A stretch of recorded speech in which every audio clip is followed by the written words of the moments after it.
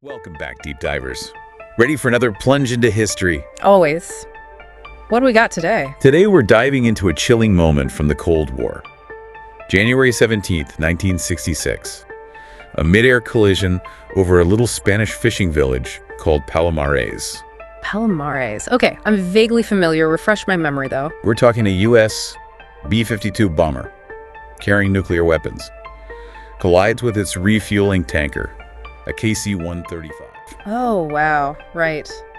Yeah, I'm starting to recall this now. Didn't end well, did it? Not at all. We're going to unpack everything. How this collision happened, the impact it had, and what we learned from it. A genuine broken arrow incident. And by we, you mean we've been digging through declassified reports, first-hand accounts, the whole 9 yards, right? You know it.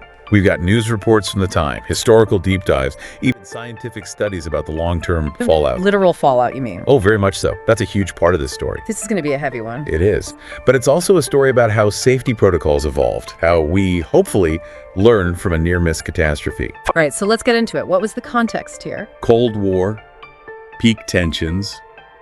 The doctrine of the day was MAD, mutually assured destruction. Right, MAD. Everyone's living under the constant threat of nuclear annihilation. Exactly. Both the US and the Soviets were maintaining a crazy level of nuclear readiness. Always on edge, just waiting for the other side to blink. Makes you wonder if an accident like this was practically inevitable, considering how much they were pushing the limits. And on the American side, you had Operation Chrome Dome. This was where the US kept B-52 bombers armed with nukes in the air, 247. Yeah, a show of force. But man, talk about a risky operation. Those bombers were massive, complex machines, keeping them airborne for extended periods. It was a logistical nightmare. And a key part of that was in-flight refueling, right? Which, as you can imagine, is a pretty delicate maneuver with a lot of room for error. Especially at 31,000 feet with a B-52 full of jet fuel. Which brings us to that fateful morning over Palomares. The B-52 was up there with its KC-135 tanker. The tanker had taken off from a base in southern Spain, Moran Air Base. And things went south during that refueling process, didn't they? Tragically, yeah. The investigation pinned the blame on the B-52 pilot. What happened exactly? Seems he was still in training for these refueling procedures. Anyway, he came in too fast, ignored warnings from the tanker crew, and then, well, he hit the brakes too hard. The air brakes on a B-52. Yeah, he pitched the bomber upwards, and that long refueling boom slammed right into the KC-135.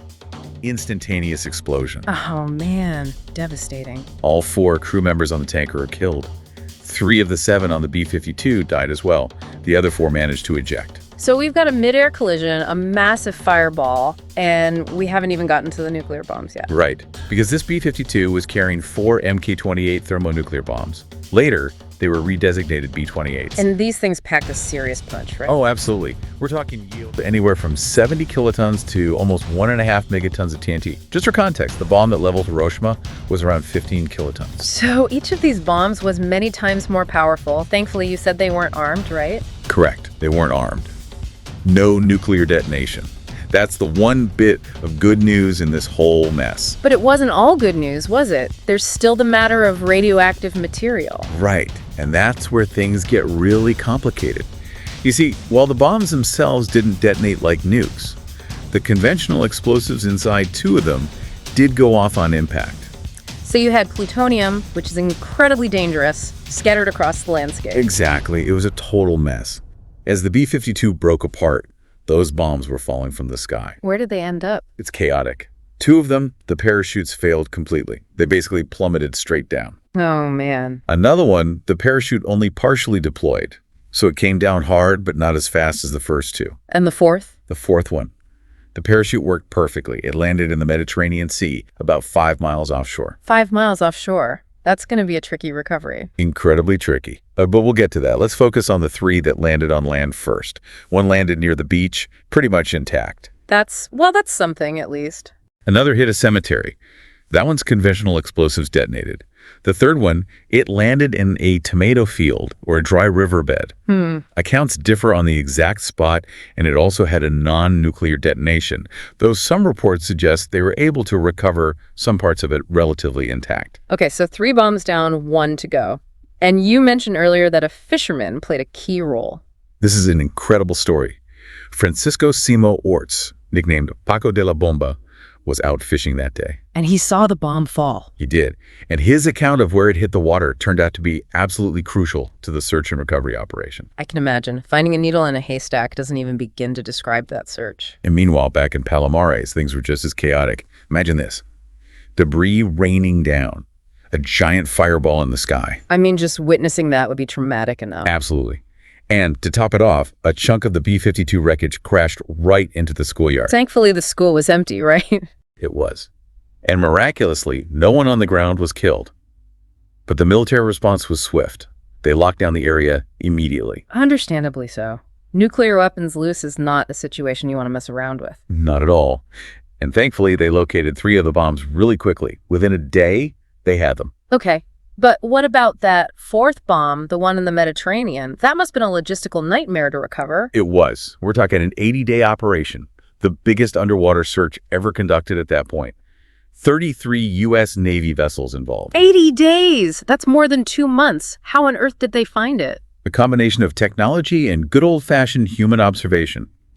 They used an IBM computer to try and predict where it might have landed. But the real breakthrough came from the fisherman's account, didn't it? You got it. Paco de la Bomba's testimony was instrumental in narrowing down the search area. It's amazing how those seemingly small details can make such a huge difference. What happened when they finally found it? Was it a straightforward recovery? Not at all. They located it with the Alvin, a deep-sea submersible, at a depth of 2,550 feet. But during the recovery, the cable snapped and the bomb plunged another 350 feet deeper.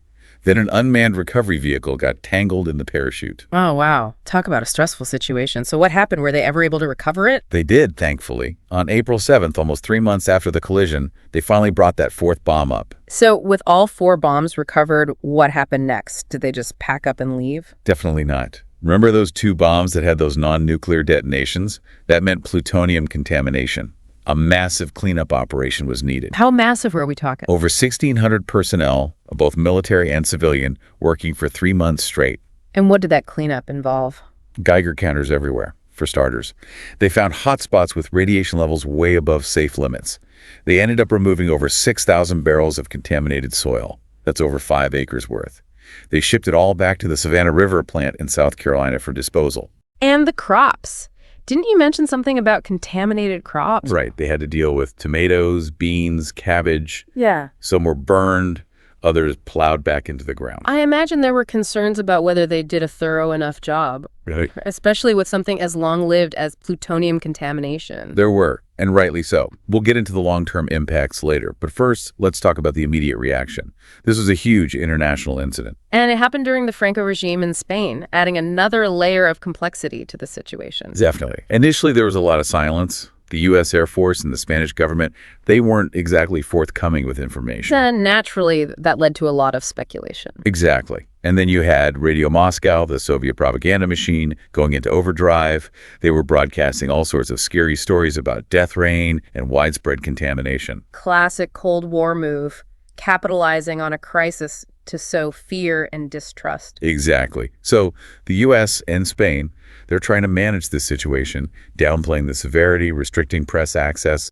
Did they do anything to try and reassure the public? Oh, they did.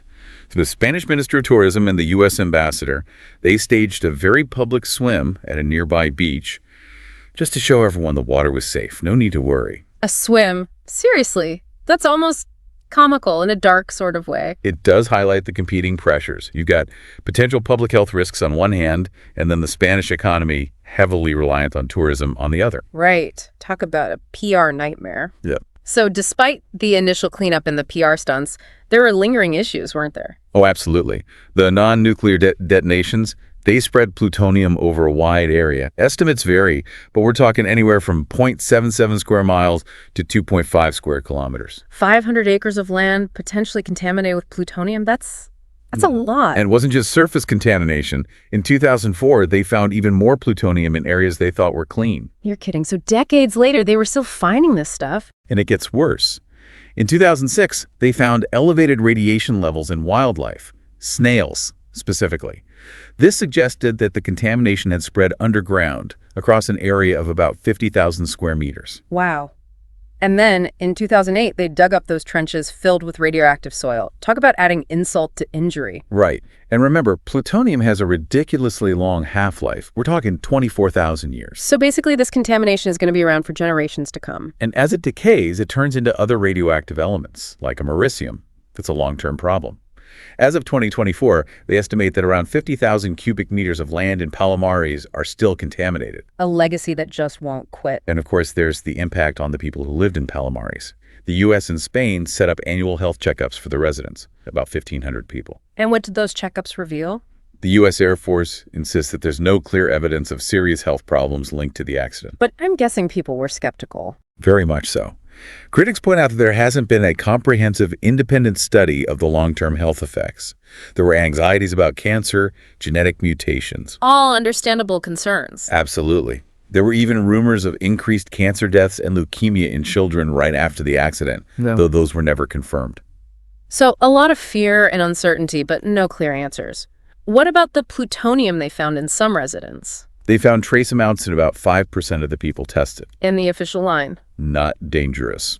But it's worth noting that the U.S. did settle about 500 legal claims from residents who said they'd suffered health problems because of the accident. So they're saying one thing, but their actions suggest they're not entirely sure themselves. Exactly. And then you have to consider the long latency period for some cancers. It could be decades before we see the full impact. It's a truly awful situation for the people of Palomares, all this uncertainty hanging over their heads. And it's not just the residents. Don't forget the 1,600 U.S. military personnel who cleaned up the mess. Right. They were right there in the thick of it. I imagine there were concerns about their exposure. From the beginning, they were worried about plutonium dust, other radioactive materials. The Air Force Medical Service did try to reconstruct their potential radiation doses. And what did they find? Well, a lot of those veterans started reporting health problems soon after. Joint pain, headaches, weakness, skin rashes.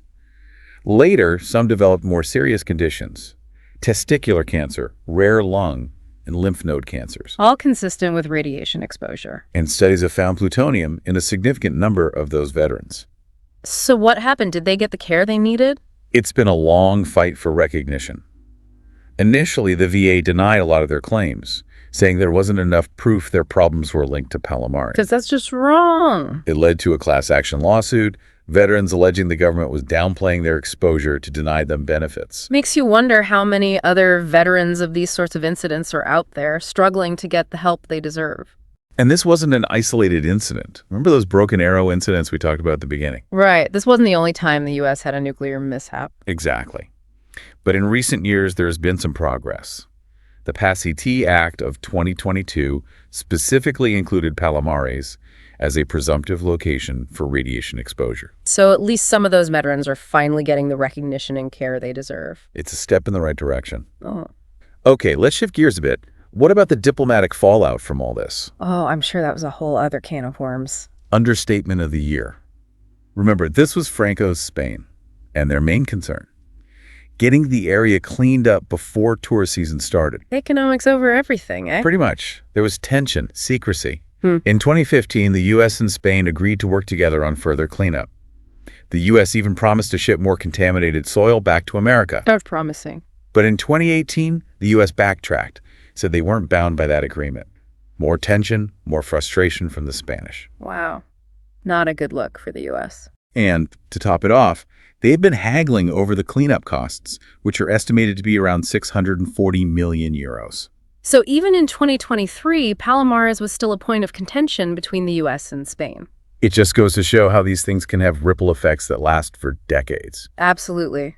It also raises questions about the long-term commitment of nuclear-armed states to cleaning up their messes. Speaking of messes, did Palomares have a broader impact on nuclear policy? Oh, definitely. This was a major wake-up call for the world. It showed how risky it was to transport and deploy nuclear weapons, especially during a tense time like the Cold War.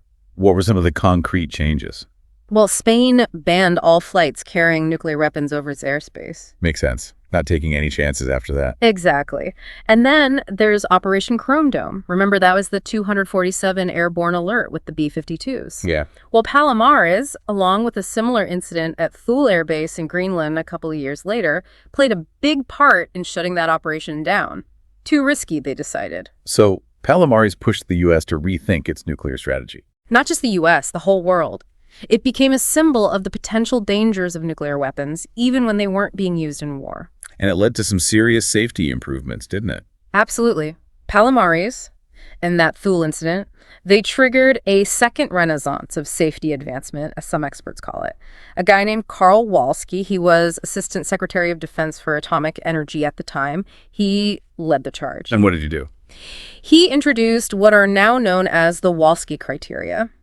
Basically, a set of design standards to make nuclear weapons much safer, to minimize the risk of accidental detonation and the spread of radioactive material. So Palomares, in a way, helped make nuclear weapons safer. It's ironic, but yes. Yeah. The accident forced a reassessment of safety protocols, not just in the US, but globally. It led to a more proactive approach, focus on preventing accidents rather than just reacting to them. So it's a story of tragedy, but also of progress. A reminder of the incredible destructive power we wield and the responsibility that comes with it. And a story that's not over yet. We're still dealing with the consequences of Palomares, both in Spain and in the lives of those veterans. Absolutely. So as we wrap up, I want to leave you with a question to ponder. What does Palomares tell us about the challenges of managing nuclear technology in the 21st century? How do we ensure the safety and security of these weapons in a world that's arguably even more complex and volatile than it was during the Cold War? It's a question that deserves serious thought. It does. Thanks for joining us on this deep dive. If you want to learn more, there are tons of resources out there about nuclear accidents and the ongoing efforts to prevent them. Until next time, keep diving. Stay curious.